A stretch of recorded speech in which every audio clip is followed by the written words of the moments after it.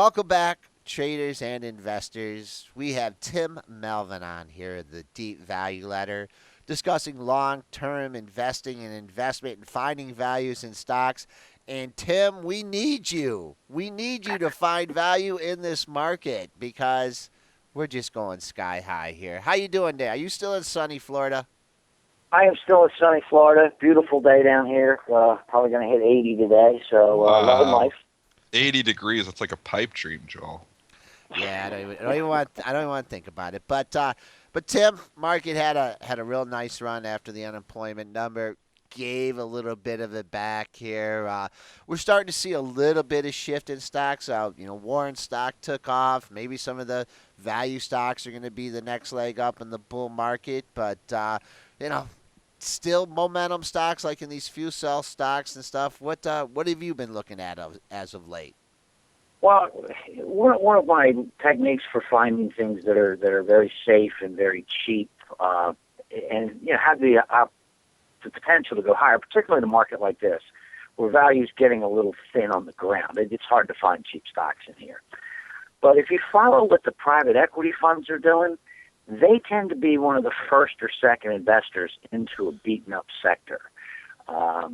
We discovered this last year, really, when we noticed that the big distress funds, like guys like Wilbur Ross and Avenue Capital, and then Kohlberg and Apollo and a few of the private equity firms were starting to buy shipping stocks. Uh-huh. And they were making substantial investments in shipping. I was like, well, these guys have the same time frame I do, that 3 to 5, maybe even 7-year time frame. Wow. And shipping stocks were just beaten. I don't remember if you remember the end of 2012, 2013. Murdered. I mean, just dead. Trading 30, 40% of book value. Looked like nobody would ever ship anything ever again.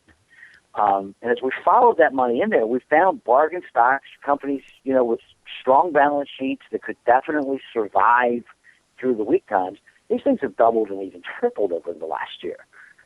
So I was like, Which stocks, which specific ones are you looking at? Well, I mean, we just sold Starbulk up 100% in less than 6 months on the heels of their refinancing and equity raise. But we own like Sakos Energy, Capital Products LP, the liquefied natural gas company. Which other ones do we have? We have Global Ship Leasing. So we've got a bunch of them that we picked up about this time last year, maybe actually January. If you look now, there's a couple sectors where private equity is starting to do the same thing. They're just kind of creeping into the sector. And you kind of go digging in with them and you say, this sector is really cheap. These guys are not putting their money in because they don't want to make 4 or 5 times their cash over the next 5 years. Hey, Tim, just going back to this Starbucks. Now you said you sold something. Now, did you just look at this run from 13 to 15 and just say, this is ridiculous, or was this a long-term target that you had on the issue? Anytime I buy a stock, I develop 3 numbers for every stock. One's the price to book value. Obviously, that's my metric. One's liquidation value, and if a stock goes from 80% of book and trades down to liquidation value, I'll add to the position. But the third price is the ongoing concern value, and that's my estimate of what the company's worth in a rational world to a rational buyer. That's the fair value. If the price tags that fair value, I sell the stock. So SBLK has tagged that fair value now? It absolutely, yeah. It went from like 45% of book to 1.2 times book, and of course the equity offering had diluted book, so the book value shrank a little bit. But when it hit that number, we were out. So you're out 100%. You're not holding any in your hip pocket for a trade. You set your rules and you stick to them, and it hit your target. Boom, you're out. Yeah, I have to do that way. Have to do it that way. Just that hoping and wishing that maybe it'll go higher has not worked out well for me over the years. So when it hits fair value, it's time to say goodbye. Okay, all right. Now that's having a trading plan and sticking to it. So that's what we try and stress here to the investors here at the Options House chat room. So, all right. What about the banking sector? Now, what I noticed in the banking sector was, boy, we had that rally off the 1732 handle, and it just left the financials in the dust. And then they kind of perked up last week. Are you still finding any value in the financials? Well, yes, I am. But remember, I specialize in the small banks. I don't really care what Bank of America or Citigroup or any of the larger bank stocks are doing during the course of the day. That's not where my interest is. I like the small banks, the little ones. Which little ones are you looking at, Tim? Oh, I've got a list of about 30 here. Okay, pick two or three. Pick two or three of the ones you like. Ones you're just thinking about buying or bought recently. Okay, let me just pull the list up here. Hopfed Bancorp is one of my absolute favorites. A little bank out of Kentucky and Tennessee. What's the symbol on that one? That is HFBC. Oh, wow, this is a real thin one. Yeah, and all of these are like this. Okay, these are just little community bank organizations. The regulatory pressure and cost is really getting to all of these banks. They almost can't afford to stay private. So you're going to see a lot of takeovers. So in a stock like this, do you just, I mean, this is kind of a thin one. Do you just put out you say, hey, I want to own it at, 1160, you stick a big bid out there. Oh my, look at the volume on this. This is like trades like once every couple of hours there. Yeah. We're talking. Yeah, no, listen, guys, it trades by appointment. All right. It wow. really does. And the scary part is that's one of the larger ones. Holy cow, you're trading. Okay. This is thin. This is almost, it traded 3,300 shares on Friday. Right. Wow. And it was a good day for it. Tim, are you trying a more liquid one's ESSA Bancorp. That's the larger market cap. But same story. Reasonably small bank, trading at a healthy discount to its book value. These guys just raised their dividend by 40%, announced a new 5% stock buyback. Everything's going right for these guys, and there's a good chance that they'll be taken over the next couple of years. Boy, someone has a piece here at 1175. They just don't want this stock to go through 1175. I'm looking at the dailies, the weeklies, and the monthlies, and boy, that thing has been. If you can take out that guy at 1175, Tim, you're going to be looking good. But that's been a major resistance. I don't know if anybody has a piece on any of these stocks. Joel only traded 9,700 shares on Friday. Hell, if I was trading that thing, you'd say I had a piece on it. These are thin. These are super thin. These are not for traders, guys. Not for day trading because obviously we've talked about some of the market structural issues and high frequency trading and internalization, and it all gets a little bit tricky. But as long-term investments, it's a different story here on some of these stocks. You can obviously invest in anything, but there's probably just not enough volume here to be an active trader in these ones. Are you finding? And these are not for your active money, okay? This is for your long-term 3, 4, 5-year money. But the last time we had a real crisis in the banking sector was in late 80s and early 1990s. Coming out of that crisis, the average community bank over the next 8 years rose tenfold. They're cheaper today than they were then.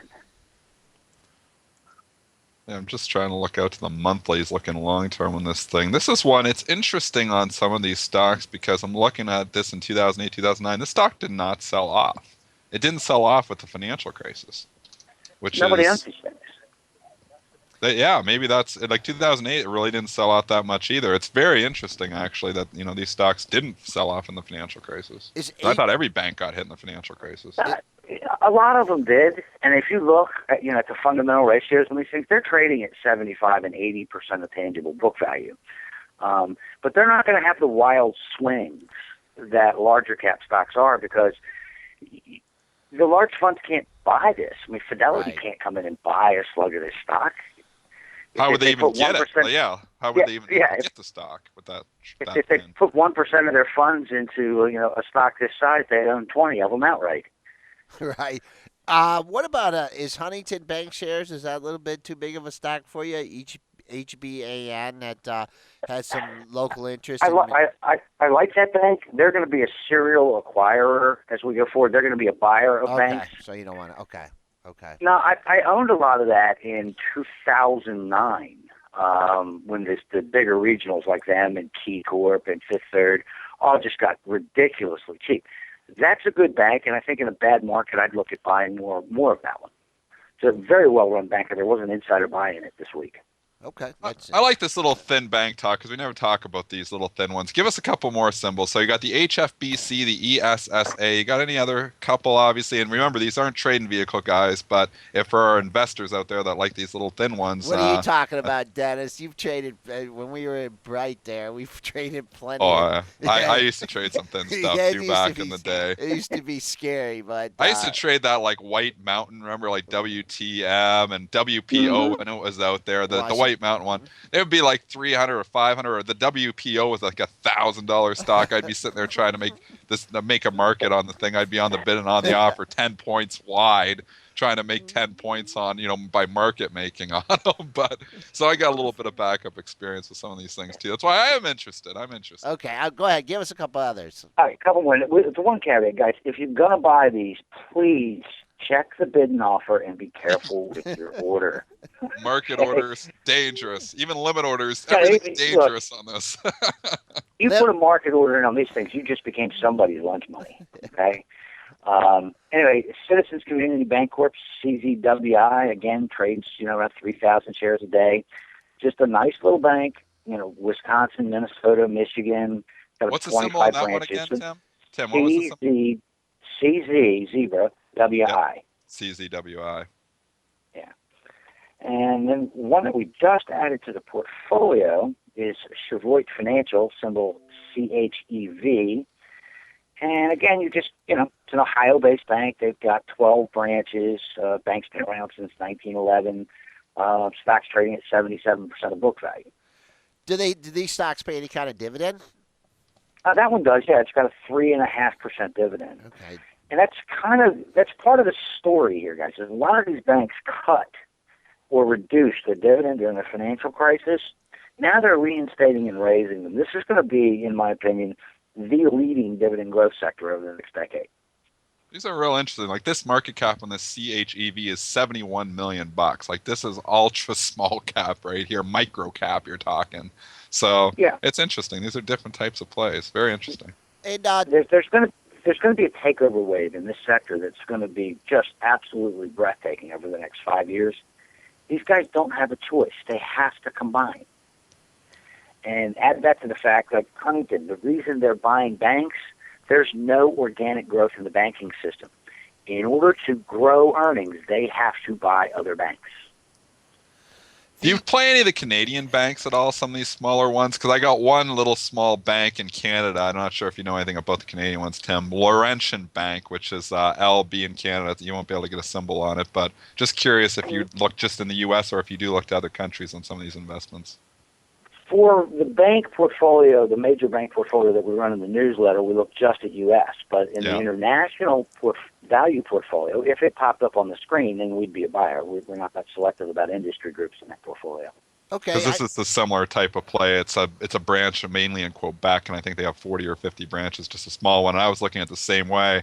That you got basically in Canada, you got the big six banks like Royal Bank and Nova Scotia, and I was looking at some of these smaller regional ones, and just wondering if the same thing might happen there. So it seems like you're trying to look at the U.S. plays with these CHEVs as some of these small little ones that might get scooped up by some bigger ones. The same way I was looking at, like I thought Laurentian could get scooped up by some of the big ones in Canada. Okay, Tim, I got a question for one that I actually have in my portfolio, but hold on for a long time. Are you familiar with MBTF, Monroe Bank and Trust?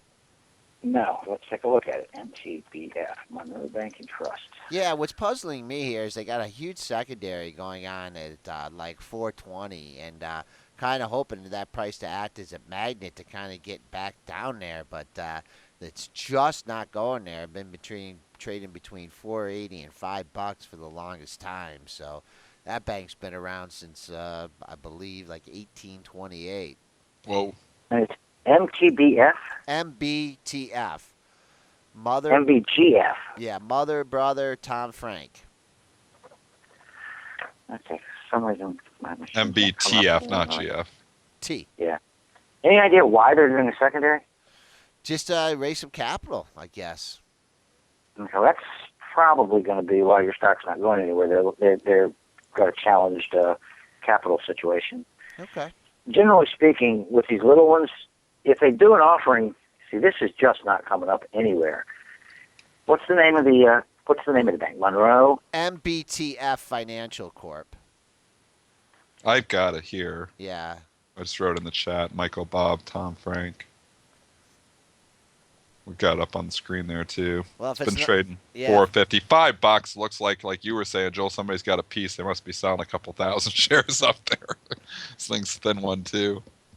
Yeah, generally when these guys do an offering, they're light on capital, regulatory capital, so you wait till after the offering to buy them. That can often act as a trigger. You're right. Okay. Yeah, I was waiting for it to come down. Okay, Tim, you definitely pointed out some great stocks for us here. In this kind of market, you need to find value. Thanks for taking the time to be with us, and we hope to check in with you again soon. All right, thanks a lot for having me on again, guys. Okay. Thanks, Tim. Okay, talk to you soon.